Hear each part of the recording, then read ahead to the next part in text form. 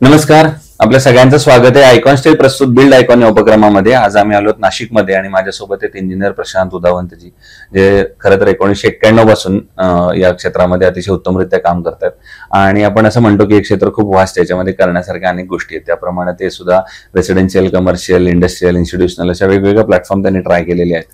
आणि त्यामुळे त्यांचा आतापर्यंतचा प्रवास कसा होता, त्यांना आलेले अनुभव कसे होते, या सगळ्या संदर्भात आपण त्यांच्याशी गप्पा मारणार आहोत बिल्ड आयकॉन या प्लॅटफॉर्मवर. नमस्कार सर. नमस्ते.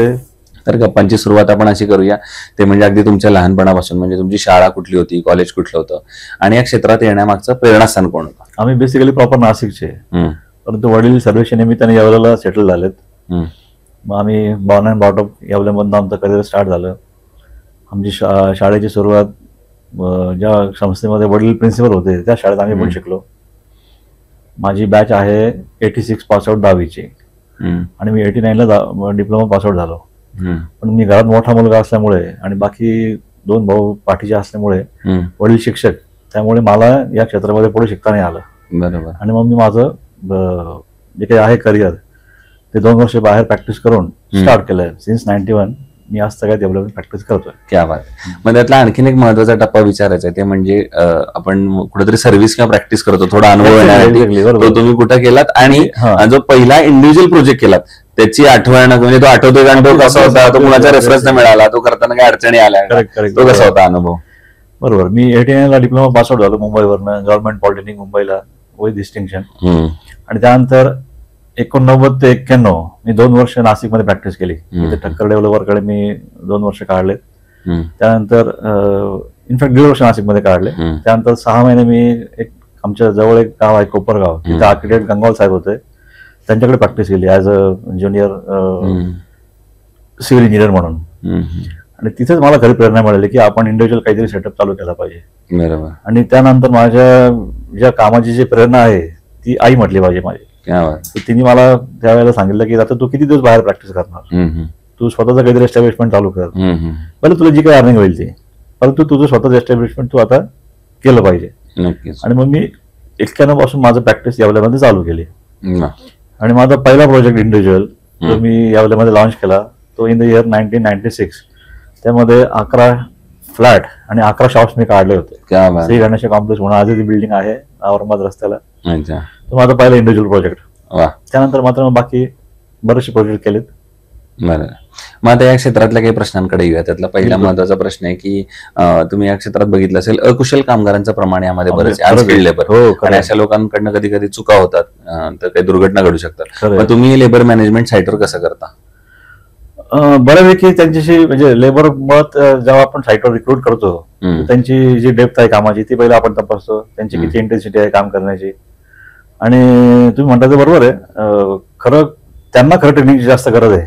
जे अनस्किल्ड लेबर आहे, जो मोठा फोर्स असणार आहे आपल्याकडे एम्प्लॉयमेंटसाठी, त्यांना व्यवस्थित ट्रेनिंग, त्यातनं त्यांना कसं व्यवस्थित मार्गदर्शन मिळू शकेल अशा पद्धतीने खरं उपक्रम राबवले गेले पाहिजे. बरोबर. दुसरं, जेव्हा रेसिडेन्शियल मध्ये पर्टिक्युलरली आपण काम करत असतो तेव्हा बऱ्याच कस्टमरचं असं म्हणणं असतं की आमचं बजेट थोडं कमी आहे, एवढ्याच बजेटमध्ये करून द्या. मग अशा वेळेला क्वालिटी आणि बजेट या दोन्हीचा समतोल तुम्ही कसा साधता?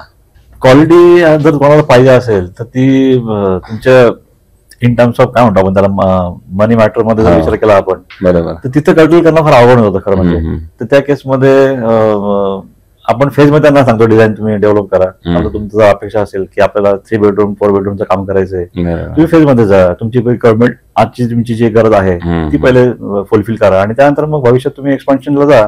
बरोबर. अशा पद्धतीने.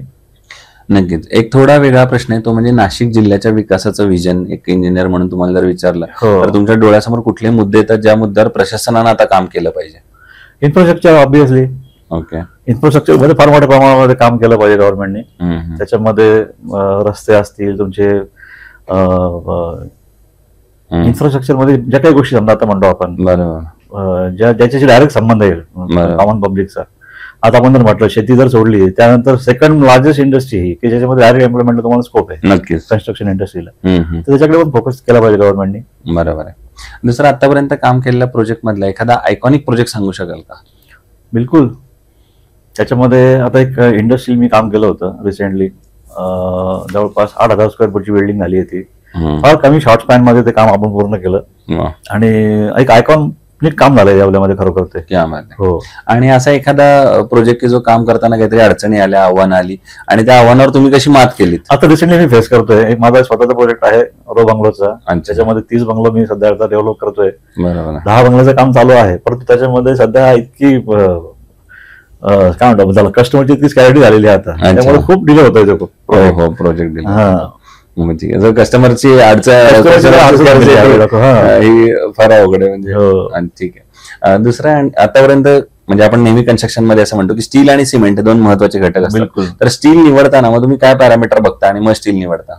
स्टील मध्ये तुम्हाला ऑब्व्हियसली स्ट्रेंथ, त्यांच्या डक्टिलिटी, त्याचं एलॉंगेशन, त्याचं रॉ मटेरियल काय तुम्ही वापरतात, हे सगळ्या गोष्टी बघतो आपण. आणि शेवटी जो एंड युजर आहे, जो त्याला काम करायचं साईडवरती, त्याला ते वर्केबिलिटी त्याची स्टीलची जी आहे ती महत्वाची आहे, ती त्याला ती व्यवस्थित मिळाली पाहिजे काम करताना. बरोबर. आयकॉन स्टील यापूर्वी वापरले का कधी तुम्ही? हो, मी 22 पासून वापरतोय. पण सुरुवातीला काही माझे कंप्लेंट्स नव्हते आयकॉनच्या ब्रँड बद्दल, पण त्यावेळेला मी काही लोकांच्या निदर्शनास आणून दिल्या. त्यावेळेला ओव्हरवेटचा इश्यू होता किंवा तुमचा हार्डनेसचा इश्यू होता. आता रिसेंटली मी जो वापरला आता म्हणजे जे आता हाऊस करतोय मी, त्यामध्ये असं काही मला इश्यू झाला नाही. म्हणजे डक्टिलिटी चांगली मिळते त्याच्यामध्ये मला. ओके. आणि सर्व्हिस, डिलिव्हरी, अवेलेबिलिटीच्या संदर्भात सगळ्या गोष्टी व्यवस्थित आहे. तुमचं नेटवर्क चांगलं आहे. एवढ्याचे तुमचे डीलर आहेत, तुमचे मला वाटतं नगरसूला पण डीलर होते ना, त्यांच्याकडनं पण आपण प्रोक्युरमेंट केलं त्यावेळेस काही. नक्कीच. आणि आता अगदी शेवटचा प्रश्न ते म्हणजे या क्षेत्रामध्ये जे आता नवीन तरुण इंजिनियर्स येतात, फ्रेशर्स येतात, तर त्यांना तुम्ही काय सल्ला द्याल आणि तुमच्या यशाचा फॉर्म्युला काय सांगा? कन्सिस्टन्सी हे असलं पाहिजे तुमच्या बिझनेसमध्ये. बरोबर. आणि तुमचा तो एंड कस्टमर जो आहे, एंड युजर जो आहे, त्याच्या तुम्ही कसं तुम्ही त्याला समाधान करून द्याल, त्याच्या प्रोजेक्टमध्ये समाधान, ते फार महत्त्वाचं राहिलं पाहिजे. सो ते इंजिनियर आणि बिल्डर डेव्हलपर प्रशांत उदावंतजी, आणि त्यांनी सांगितलं त्याप्रमाणे कन्स्ट्रक्शन मध्ये सगळ्यात जसं खडी, वाळू, वीट, सिमेंट या सगळ्याची कन्सिस्टन्सी महत्वाची आहे, तसं तुमच्या करिअरमध्ये सुद्धा क्वालिटीची कन्सिस्टन्सी, कष्टाची, मेहनतीची कन्सिस्टन्सी असेल तर तुम्ही या क्षेत्रामध्ये नक्की यशस्वी व्हाल. पुन्हा एकदा सर आपले मनापासून आभार, तुम्ही आलात आणि भविष्यात सुद्धा अशीच उत्तम आयकॉनिक प्रोजेक्टची निर्मिती हातून घडावी याच आयकॉन स्टील तर्फे मनपूर्वक शुभेच्छा. धन्यवाद. थँक्यू.